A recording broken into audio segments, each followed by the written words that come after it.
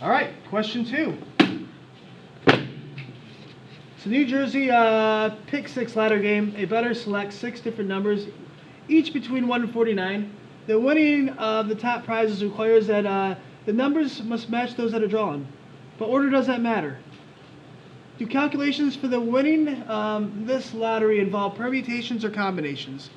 And we already kind of discussed this. It says since order does not matter, we mean combinations, right? Okay. And then we'll talk about the next one as well, then we'll go back through these probabilities. Number 4 says, the Oregon Pick 4 lottery game, a bettor selects 4 numbers between 0 and 9, and the selections can be used more than once. Used more than once means what? With replacement, okay. Winning the top prize requires that the selected numbers match those that are drawn in the same order. In the same order. Permutation or combination? Permutation. Order matters, right? Okay, so that's a permutation. So now let's go find the probabilities. All right, so the probability for number 2. For number 2, what I know is that I have 6 different numbers that I'm choosing, right? 1, 2, 3, 4, 5, 6. You guys agree? Yeah. 6 different numbers. But I have 1 through 49 numbers, right? So I actually have 49 numbers. Do I get to choose all of these 49 numbers? No, how many do I get to choose? I get to choose 6 of them, don't I? So what I know is the questions that we ask is are we selecting all or some, right? If all, then we ask, is it with or without replacement? With or without replacement. If some, we ask, does order matter or not? Does order matter or not matter? So I know that I'm choosing some. You guys agree? Okay, since I'm choosing some, I have to ask, does order matter or not matter? It does not matter. So since you're choosing some, the rules, I'm kind of going to go back through this so you guys have this on your video. We have like our main rules that I'm going to put on a test. The multiplication rule is if you select all, but this is with replacement. The factorial rule is if you select all, but this is without replacement. Without replacement means the numbers are going down, right? So you could have something like 6 times 5 times 4 times 3, so. The permutation rule is when you're picking some of them, so you have a lot of n and you're only going to choose r of them. So this is some, but permutation means order matters. And then the combination rule means you're picking some, but order doesn't matter. So what we know is that we're doing some and order doesn't matter, so we know we're doing the combination rule. You guys agree? So what I have is how many numbers here? What's n? Oh, how my bigger number? 49, right? And how many of those 9 numbers am I choosing? What's r? 6. So when I know that the number of different ways, the number of outcomes, of different outcomes, is going to be equal to 49 choose or combination 6. So you can pop that right in our calculator. So when you do that in your calculator, what you're going to first do is hit 49, and then you're going to go to your math button. Math is right below the green, and then you're going to go over to probability, which is up in the top right, and you're going to hit the NCR. So 49 choose 6. We're going to get, wow, a big number, right? Okay, so there are 1, 3, 9, 8, 3, 8.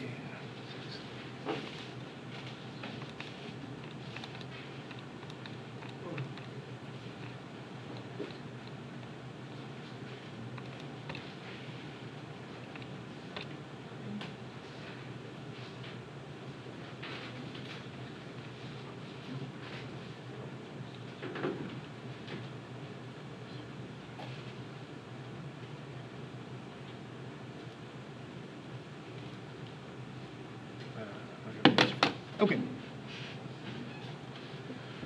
Now, number 3 asks us to in this case, we have 0 through 10 is our selections, but we're going to do 4 of them. So number 3, we know that it's going to be it's a permutation. But the idea is we have 4 different numbers. And since I get to choose 0 through 9, which is 10 different numbers, and since this is with replacement, I know that 10 can go here, and 10 can go here, and 10 of those numbers can go here, and 10 of those numbers can go here. Does that make sense? If it was without replacement, these things would be going down. You guys agree? Okay. So the number of ways would be equal to 10 times 10 times 10 times 10. So this is going to be equal to 1, 0, 0, 0. Now, if I know the number of ways, how do you find the probability of winning? Yeah, so the probability of winning this is going to be 1 over that number, and the probability of winning this is going to be 1 over that number. So once you know the number of different ways, you only know that one of them is the correct one. 4. A typical combination lock uses 3 numbers, each between 0 and 49. Opening the lock requires entry of the 3 numbers in the correct order. Is the name combination appropriate for this lock? So let's talk about a combination lock. Does order matter when you do a combination? It sure does. The combination's order doesn't matter. You guys agree? So what should it be called? It should be called a permutation lock. It just doesn't roll off the tongue nice, I guess. All right, number 5. ATM pens. So a thief steals an ATM card and must randomly guess the correct pen code that consists of 4 digits, 0 through 9. They must be entered in the correct order. Repetition of the digits are allowed. What's the probability of the correct guess on the first try?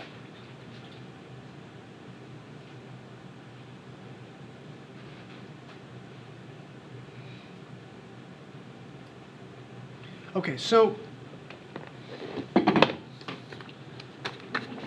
essentially this is it's the fundamental counting rule. It's just n times m times, how many different ways. So number 5, we know that it's going to be equal to here's our pen, right? So our pen has 4 different selections. And what I have numbers 0 through 9. Does that make sense? Okay. So, like my correct pen is 1, 1, 1, 1, right? No. But that's a possibility. You guys agree? So the idea is how many different numbers can go in that spot. That's really what we're looking for. So how many different selections can go here? 10. Now this is with replacement because it says it can be repeated, right? So how many different numbers can go here? 10. And how many numbers here? 10. And then finally 10 here. So that's why we say this is the fundamental counting rule. You just multiply the possibilities together. So the number of ways, or the number of different combinations, is going to be 10 times 10 times 10 times 10, which is going to be equal to that 10,000. So what's the probability of you guessing my pen? 1 over 10,000. That's right. Yeah. Since there are this many different ways, only one of them is correct, right? So the probability is going to be 1 over 10,000. So what's interesting about this chapter is what we're doing is we're using counting instead of we're using counting to find the probabilities instead of simply multiplying. What's kind of neat is the fundamental counting rule is really just the same thing as multiplying the probabilities. It's the same exact kind of idea. It's actually exactly the same thing. But what you're doing is instead of multiplying one probability to the other, what we're doing is we're multiplying the number of ways together and then only selecting one of them to be our right one. Number 7. Number 7 says quinella? Okay, quinella. In a horse race, a quinella bet is won if you select 2 horses that finish first and second. And they must be selected, they can be selected in any order. The 140th running of the Kentucky Derby has a field of 19 horses. What's the probability of winning a quinella bet if random horse selections are made? Now what they're saying is random horse selections are made. You're not actually getting any extra data, because a lot of times what they do in a horse race is you look at winning percentages, and sometimes you also look at the horses when they come out. A horse will really shine and kind of strut if it was fun. I only went once, but it was kind of neat. Like you could kind of tell, like that horse looks like it's ready to run today. I won one. I was super impressed, and I don't know. I was probably random as hell, but I just got lucky. So what we're looking for is we have to kind of ask ourselves. There's 19 horses in a quinella. Am I selecting all 19? So we know that we're selecting some, right? So now that we're selecting some, we have to ask: does order matter? Or order doesn't matter, right? Does order matter here? No, since order doesn't matter, am I going to use NPR or NCR? Am I going to use permutations or combinations? Combinations, okay. So what I have is I have 19 horses. So number 7 is I have 19 horses and I'm only selecting 2 of them. And since the selections can, since the outcomes can be any order, the number of ways that this can happen is going to be equal to 19 choose 2. Or 19 combination 2. 171. Thank you. So this is equal to 171. So what's the probability of winning? 1 over 171. Yeah, it's going to be 1 out of 171. So this is, I'm going to put it in, I want to put it in percentages. Actually, I don't like percentages. I like the decimal 3 sig figs. What I like about that is I can quickly, in my head, come up with a percentage here. So that's less than half. That's a little over half of a percent. You guys agree? Yes. Okay. So I know the odds of doing that is, like, you're going to win a lot of money if you do it because the odds are really low. 13 says safety with numbers. It says that an author owns a safe in. I can redo it. Author owns a safe in which he stores all of his great ideas for the next edition of his book. I wrote a book. We don't do that. The safe combination consists of 4 numbers between 0 and 99, and the safe is designed so that the numbers can be repeated. If another author breaks in and tries to steal these ideas, what's the probability that he or she would get the correct combination on his first attempt? Assume that the numbers are randomly selected, given the number of possibilities. Does it seem feasible to try to open a safe by making random guesses for a combination? So the idea is clearly no. But, all right, so let's see. It says the safe combination. See how we put that in quotations? Because when they say combination, they don't really mean combination. What do they usually mean? Permutation, right? Because order matters in safes. You guys agree? Okay. So a safe permutation basically consists of 4 numbers between 0 and 99. So how are we going to pull this off? Can they be repeated? Yes. They can be repeated. Okay, so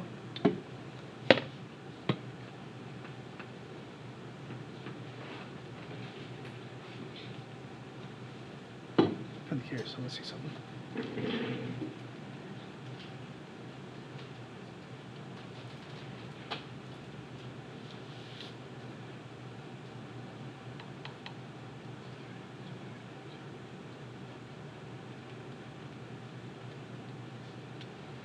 Oh, I'm doing this wrong. It's not 99, it's 0 through 99. So it's actually, I'm doing it.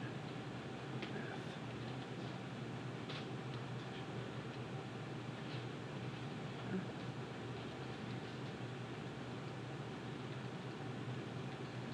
Should have worked. Should have worked. I have 2 different ways to do it. I just wanted both of them to work nicely. One of them's kind of failing me. Oh well. We'll do it the way we know how. So number 13, what he has is he has 4 different boxes here, right? I like the box way. It's just works for me. And the numbers are 0 through 99, right? So how many numbers are there? 100. Now, since this can be done with repetition, how many different numbers can go here? 100. 100. You guys see this is kind of like a common thing? Okay. So that means you're going to get 1 and 1, 2, 3, 4, 5, 6, 7, 8 zeros. 2, 3, 4, 5, 6, 7, 8. So this represents the number of ways, right? Does that make sense? So what's the probability of opening first try? 1 over 100,000. Yeah, it's going to be 1 over that 100,000. 100 million, I think, right? Yeah.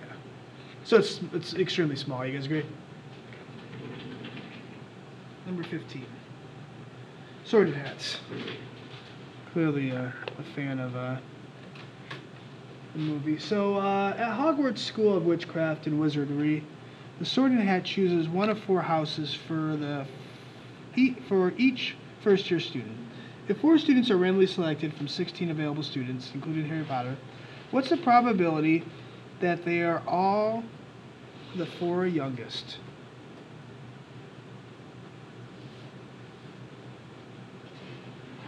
Okay. So it says if 4 students are randomly selected from 15, all or some. I love the sum problems because the sum problems are either NP, R, or NCR. You guys agree? Yes. They're basically my favorite ones because they're easy. The other ones are a little more complicated, right? So we have to ask ourselves, does order matter or not? So when they say what's the probability of the 4 youngest, do they care about order? Yes.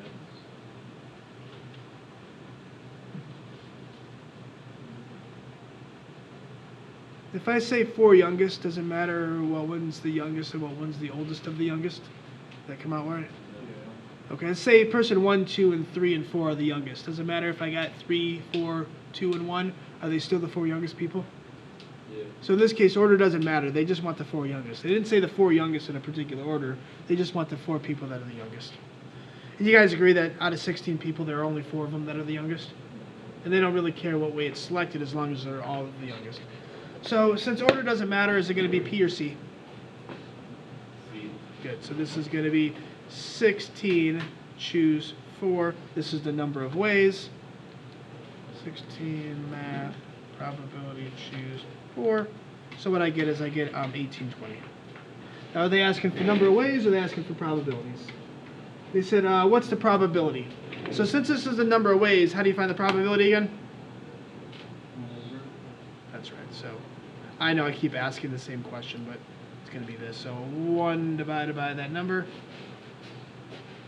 Okay. I get 0. Actually, what I get is I get 5.4945 times 10 to the minus 4 because I get that e to the minus 4. So what does minus 4 mean? 4 to the left. So I'm going to move this decimal 4 decimal places to the left. So that's going to give me 1, 2, 3 zeros before the 5. And then I'm going to do 3 sig figs. So that's 3 sig figs. 5, 4, 9 is where 3 sig figs is. So extremely small. I think we have one more, right? 15, nope, that's it.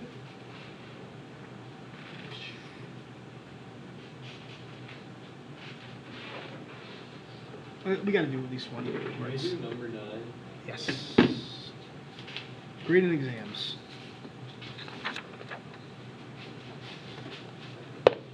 Okay. For number 9, it says your professor just collected 8 different statistics exams.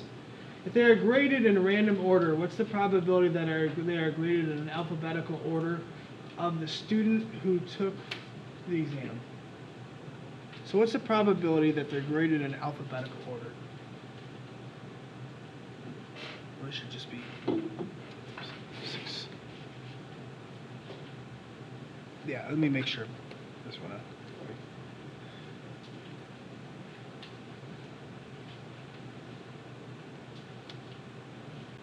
Okay. So I'll do the box thing again. I do the box things for like the factorials and for the fundamental counting rule. You just have to multiply the things together. I use P and C when I know I'm only choosing some. So what I know is that he has 8 different students here. 1, 2, 3, 4, 5, 6, 7, 8. Right. So what I'm looking for is I'm looking for the probability that you do it in alphabetical order, right? So if I have a bunch of different selections, how many of them are in alphabetical order? I hope I'm saying this right. If this makes sense to you guys. So if I have 8 students,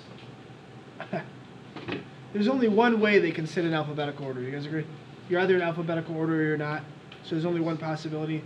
So what I need to do is I need to figure out how many different arrangements of 8 students I can have, right? And I know that one of those arrangements are correct. So if I have 8 students, and I'm going to put them into chairs. So I have 8 people I can select from. You guys see that I'm going to put all 8 of them in here? So you can see that I'm selecting all. But the idea is, is it with or without replacement? Yeah, because so I know that 8 students I can put in the first chair, right? And 7 students I can put in the second, and 6 and 5 and 4 and 3 and 2 and 1.